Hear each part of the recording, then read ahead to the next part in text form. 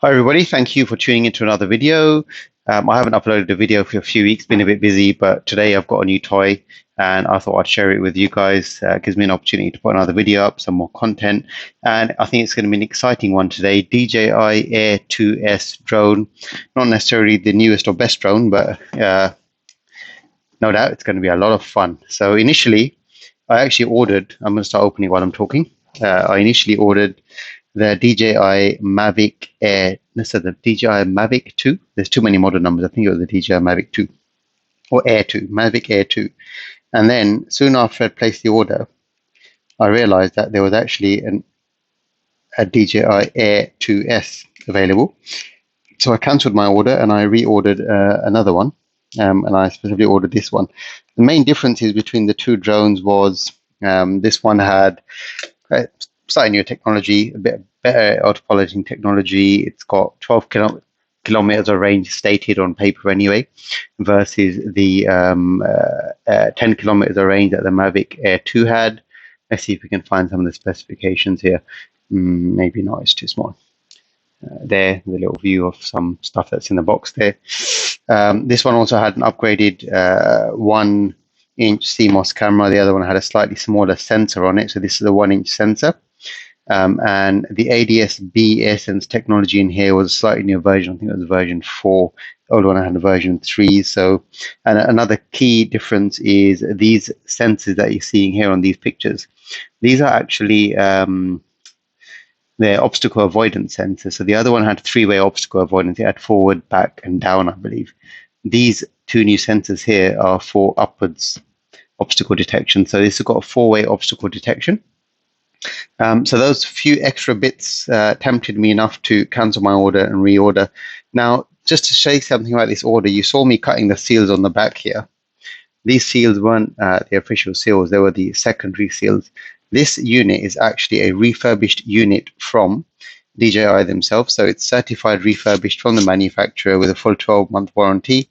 So it should be, hopefully, because it's refurbished by the manufacturer, as close to new as we're going to get. So as you've seen so far, so good. The box is clean, undamaged. Very, very nice box here. Inside the lid, there's a very soft foam covering there. I don't think I can get it out, but it's just like a little soft bit of foam to add some protection during transit, which is very nice. We've got a little accessories box here, so we'll pull that out.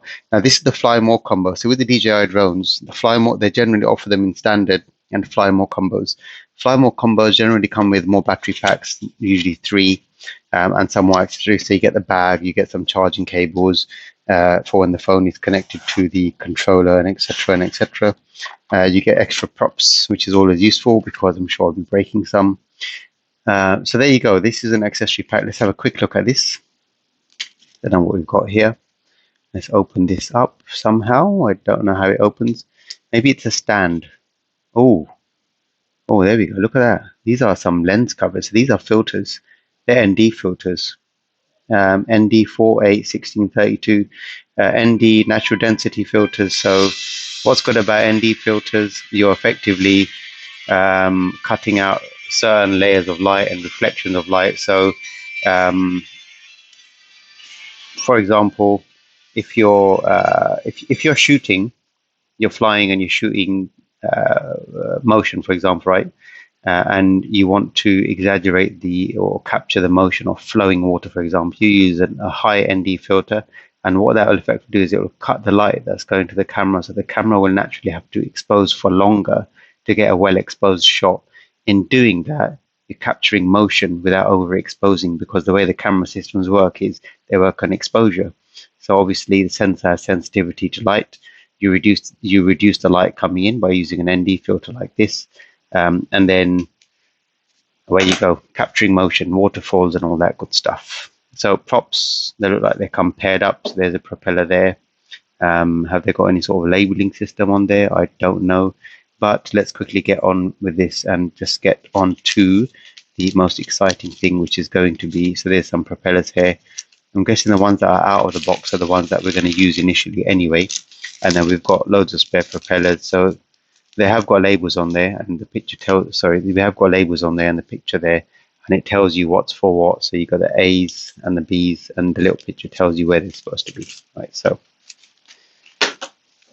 let's get on with the main event. Also, we've got some joystick sticks there, as you can see right there. So these are the actual, I'm guessing, spares, or these are the main ones. I think the Fly More combo generally does give you one extra set as well. And these soft rubber discs here, which I have no idea what they're going to be for, but I'm sure we'll find out soon enough. So let's put all that aside for a second, because this is what we really want to see. This is what you're here to see. So refurbished DJI Air 2S. What do we get? Is it as good as new? Let's find out. How do I open the bag is the question. So it's going to open from here, I suppose. And there you have it. There is a drone. The first thing looking at you right there is the back of it. So that's the bum. You've got the two rear facing obstacle detection or avoidance sensors in there, effectively cameras, I suppose. It's probably programmed to recognize and avoid obstacles. They all look like cameras rather than just sensors. So you can see them there. If I get close to the camera there, you can see they do actually look like cameras. And even there, the ones on the top, as you can see there. And you've got some there on the front. You've got the nice lens cap there, or the protection case for the camera system. We've got the labels on there at the bottom as well, as you can see. Press the notch to remove the gimbal protector. So the gimbal is there. The gimbal is there used to keep the camera upright at all times, or in the right direction, I suppose, at all times.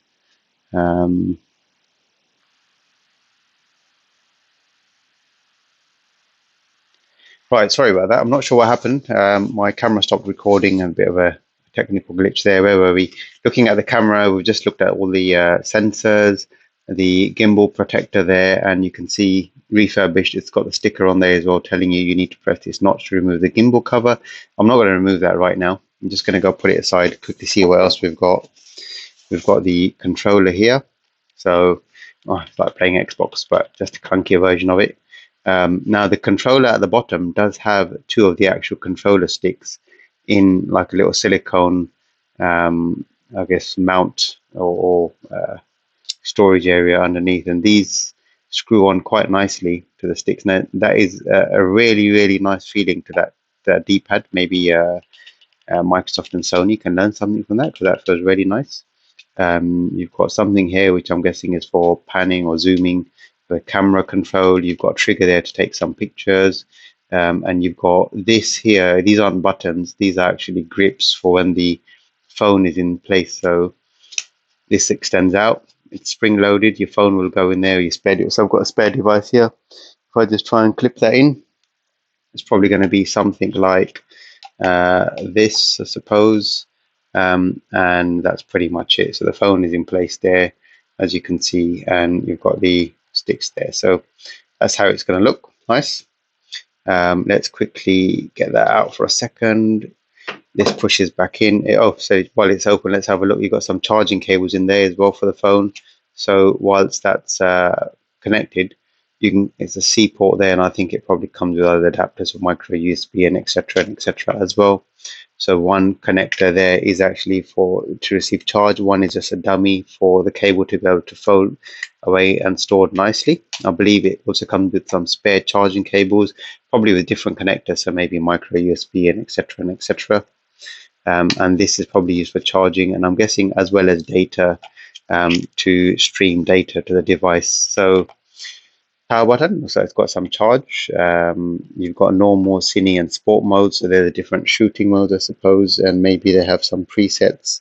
You've got a H button there. I'm guessing that's return to home, and I don't know what pause is. Maybe it just makes it stand still wherever it is in the air, but we'll find out soon.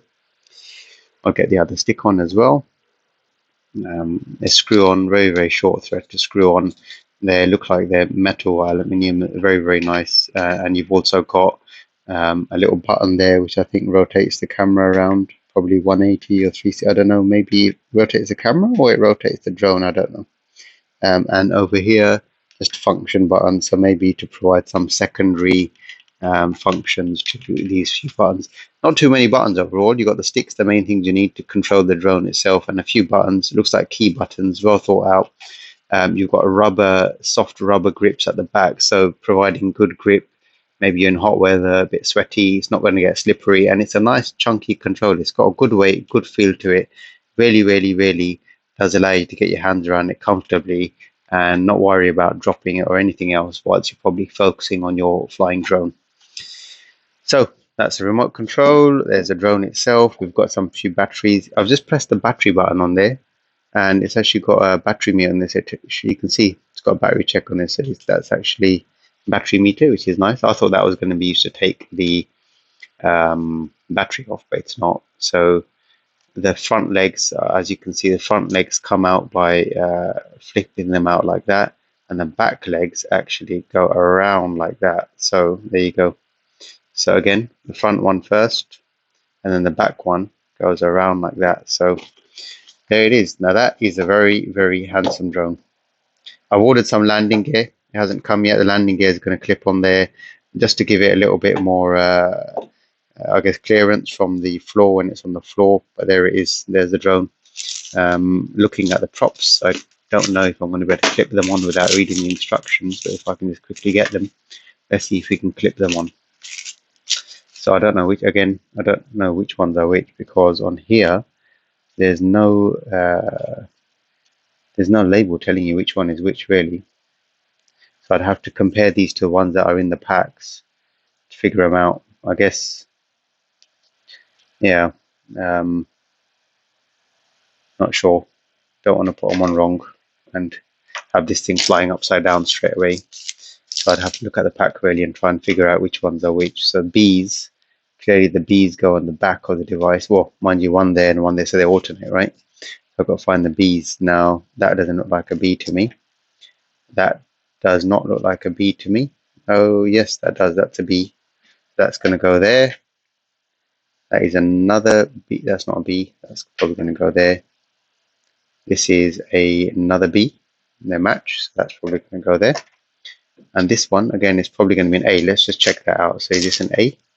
That's an A. That's an A. That is an A. Now, it's a shame that they don't write the letters on the actual propellers themselves as well. DJI, take note. It would be useful to have an A or a B on this thing here.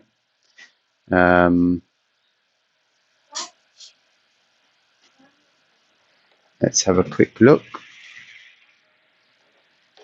Just go on here. So I think the way this is going to work is this clips in, it's spring loaded, and then it locks. That's it. So it does show you that you've got to turn it to lock it. So it's spring loaded, very, very easy to change the props on there. So that's that one in. Let's get this one in. Right, let's get that one in. That's locked in as well. Let's get this one in as well. So that's locked in, and let's get this one in as well. Let's get this one in. Right, we are locked and ready to go. So that is it. That's on. I don't know how you turn this thing on. What I'm going to do now is I'm probably going to cut the video here. I'm going to go away, figure out how to turn this thing on, get it connected up to my smartphone, and get the software set up and ready to fly. And then I'm actually going to get some flight testing done. So I will be back in this video once we start flying this thing and it's all set up.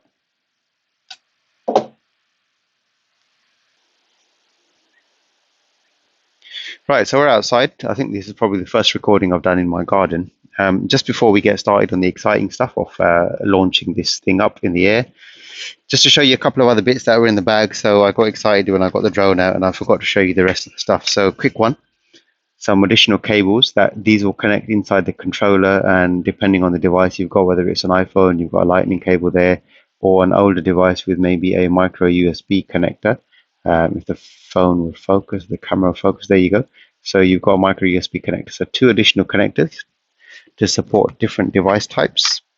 There is the charger itself, which just reminded me of a Microsoft Surface charger because they had a USB port on it, as well as a proprietary port for battery charging. So this is actually the battery connector port right there, if you can see that.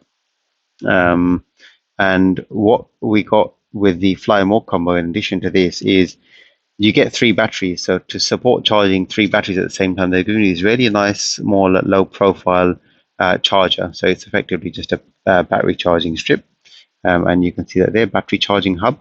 And the way it works is the actual charger would plug into the female connections on the side there, just like that. And there's a little power indicator there, green one. I know that because I charge the batteries right there. And the batteries, so you get 2 spare batteries, so you got 3 batteries in total with the Fly More combo. Definitely worth paying the extra for the Fly More if you can. And then the batteries effectively clip on. I probably won't be able to clip it on because I'm in the camera as well, but something like this. That's it. That's how the battery sits on there. Now, the interesting thing about the charger is it doesn't charge all 3 batteries at the same time, which is probably good because you're going to get 1 battery charged quicker than 3. It charges starting on this here on the left hand side. The first battery, when this is full, it turns this one off, then it will charge the next one, and then it will charge it. So it charges them in an order, which I was actually quite glad to see. In addition to this battery charging hub, what you also get, and I don't know if this is a part of only the Fly More combo or if this is part of the normal model as well, is you also get a single USB adapter to charge the batteries with a standard USB charger. So this here, again, you can see there's a battery connector terminal on there, is a USB charging adapter, and you've got the USB-A ports there. They do provide you with a USB-C cable there. They do provide you with a USB-C cable there, right there, as you can see. And this will effectively plug into here. This will go into USB. Oh, I didn't get that in right, did I? This will go into your. I'm guessing they're later daisy chain these because they've got more than one port on there. So maybe if you've got more than one of these, you can still charge multiple batteries at the same time. And this will go into your power block, and you will also be able to charge your battery from a normal USB charger. So it says a USB power bank adapter, as you can see there. So you've got a USB power bank, maybe you've got a power bank, portable power bank with a C port on it. You plug that in, and away you go. So that's that. So I thought we'd just get those bits out of the way because yesterday I did get a bit excited and I forgot to show you them. And then now let's quickly get the actual copter out itself. So that's a quadcopter. Now I did some flight testing before recording this video because there is a setup you've got to go through. Until you've gone through that, you're not really going to be able to get this thing off the ground anyway, and that takes some time. I didn't want to waste time. I just wanted to spend some time to quickly show you this thing flying, and then not make the video too long, so you can see as soon as the cover is off there, the gimbal is hanging around freely.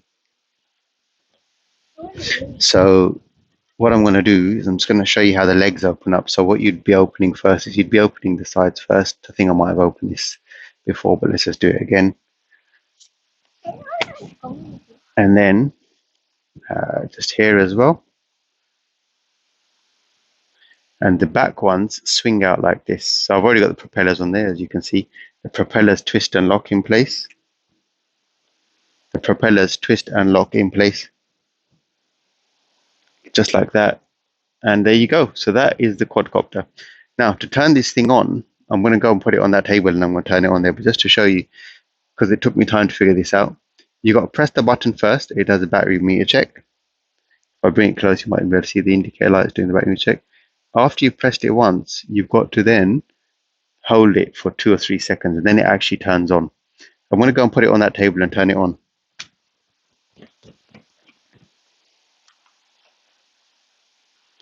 Right, so that thing is turning on now. I'm just going to get the remote. So one thing I've done is I've got the remote here with the phone in it ready to go again, trying to save as much time as possible. You turn the remote on in the same way. So you press the power button and then you hold it and you'll see it will turn on. It will connect to the drone, and then my phone's turned on as well. So the app is set up so that when this cable is connected, this is the charging cable from the back of the actual control unit. I'm guessing it's transmitting some data as well. It will launch the application, and if I hopefully put the screen brightness is already to the max, it's just very difficult to see because there's a lot of glare, that this is effectively ready to fly. So it's going to probably, there you go, so you can probably see me in the camera there. I don't normally show myself in these videos, but there we go.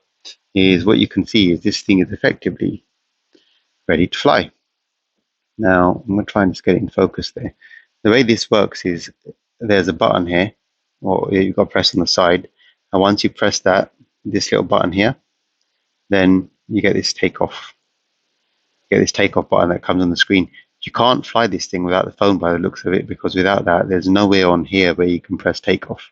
So yeah, I suppose why would you, right? Pause button again. If it's in the air, it's going to come back home. So what it's telling you is auto takeoff. Aircraft will automatically take off after an altitude of 1.2 meters. Avoid taking off in confined spaces or crowds. Now the interesting thing is I've got a washing line. I've put one of them away, but I left one out just above. So this little white line here that you can probably see, I'll try and track it with my finger here, is a washing line going to the back. I don't know if the obstacle avoidance sensors are sensitive enough to pick up something as thin as a washing line. I've left it out on purpose. Now the drone isn't directly under it, so we should hopefully not have too many problems with taking off. I'm just going to lower the camera there a bit to respect the privacy of the neighbors. And what we're going to do is we're going to hold takeoff. So what we'll hopefully see, it's flying up. And as you can see, it's gone up in the air, and there we go. It's now hovering. Now I'm going to try and bring it towards me. That's going up and down, so I'm still getting used to controls. So we're going to bring it a bit forward here. There we go. And as you can see, if I strafe it a bit to get it centered and slow it, there it is, right in front of us now. Very stable flight, as you can see. It's holding position quite well. I think it's already got a GPS lock on it, so if it got lost, it would try and, or I could probably bring it back home. Now, I don't know how, I haven't had a chance enough to mess around with it yet to see if the, oh look, there we go. So there's a warning symbol there saying there's an aircraft approaching. So we generally get planes passing by because we're not very far from Heathrow Airport. And true to the word, there is an aeroplane right above my head, exactly where the map shows, going past. So it's nice to have the warning signal telling you that there is an aeroplane passing by in case you're flying around. Well, mind you, that aeroplane is extremely low, so it's either taking off from Heathrow or landing from Heathrow. It's going towards the west, so in any case, it's past us now. You can see the map has gone orange, and then it's going to go green. So that's a warning system that you can enable to tell you if there's any aircraft nearby. You can see what's saying there, manned aircraft nearby. It's very, very noisy. So just moving around a little bit, I suppose, up and down. You can see it's extremely, extremely, extremely rapid. Now if I want to go back, so I'm taking it backwards and forward. Again, I think I've got the obstacle avoidance sensors enabled, but I'm not 100% sure of all the settings yet. Obstacle avoidance system is off, so it says off at the moment. What I'm going to do is I'm going to turn this thing to brake or bypass to brake. So ideally, if that's on brake, this should be avoiding obstacles. Now, if I move backwards slowly, it's not going back anymore because it's probably detected the fence there. I think the obstacle avoidance sensors works for 6 meters, right? So if I try and actually go above the washing line there, and this is going to be interesting, if I can maybe try and zoom the camera in a little bit there, just there, and see what happens when I try and go close to the washing line. This is going to be very interesting. So I'm going to try and face it towards the washing line.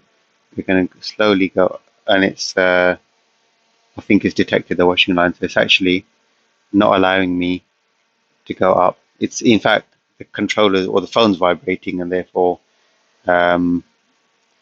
it's effectively telling me that I can't go up because there's something, well, it's actually not even going close to the fence.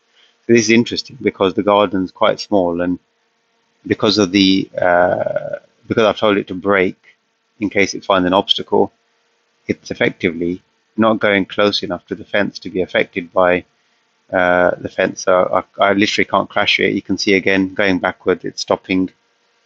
So obstacle avoidance, does it work? Yes, it does. Let's try and go towards a tree. So I'm going to try and fly towards that tree now. Right, so I'm facing towards the tree. I'm going to try and fly towards it. I can't go towards the tree. It's vibrating, and it's just not allowing me to go up at all. So let's see the washing line. It's not picking up the washing line, I must admit. It's Oh yes, it is.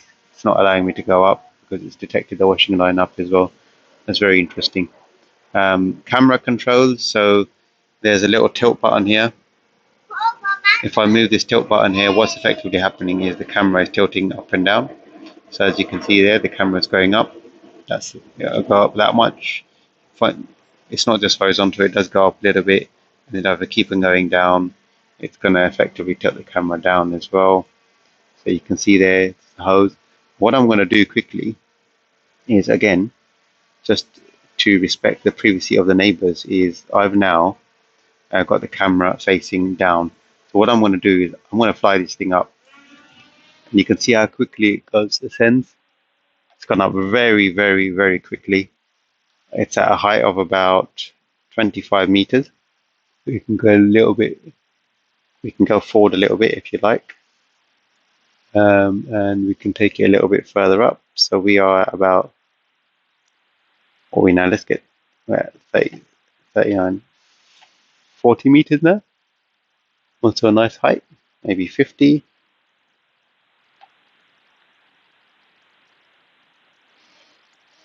Right, there we go. Is it loud? Yeah, I can still hear it at 50 meters. Not terribly loud, but I can still hear it. Now if I just go forward a little bit, and if I try and lift the camera up, so I see something other than the gardens. You can see the view there, that is pretty much Stratford. There's the playing field behind our house. And then what I'm going to do is I'm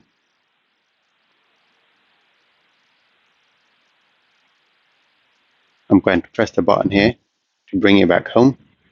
And let's hope it comes back home. So I'm going to press the home button and hope it starts finding its way home.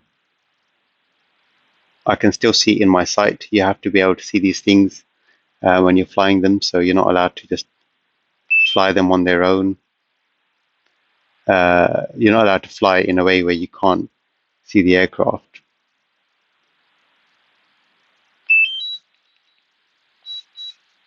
Right, so you have to hold the return to home button. The aircraft has turned around. You can see it's flying back towards home now. You won't be able to see it in the sky. I certainly can. It's flying back towards me. First thing it does is it effectively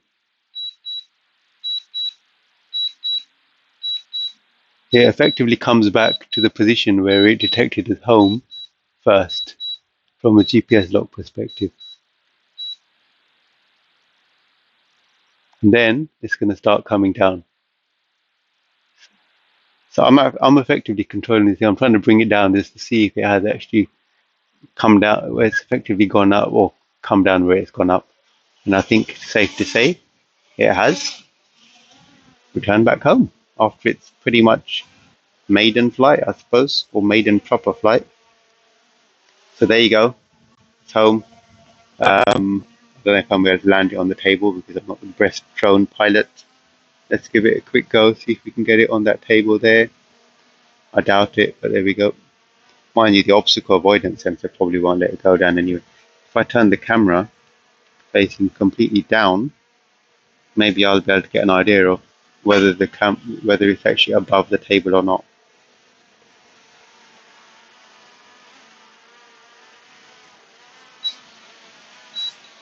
And there we have it.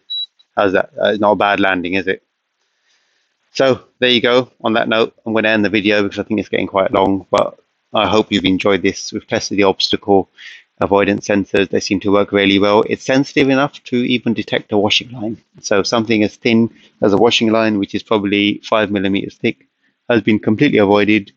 It's managed to avoid the fences. It's flown up and down. We've got a nice view of the park behind us, and we managed to return home safely.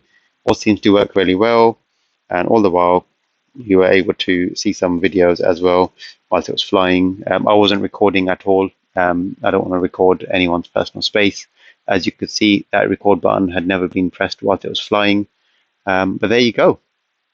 I hope you've enjoyed the video. Any questions, please do feel free to ask them, and I'll be happy to answer as many questions as I can. Thank you very much. Take care for watching. And by the way, please do not forget to hit that subscribe button in the corner over there to support my channel. Leave a thumbs up if you like the video.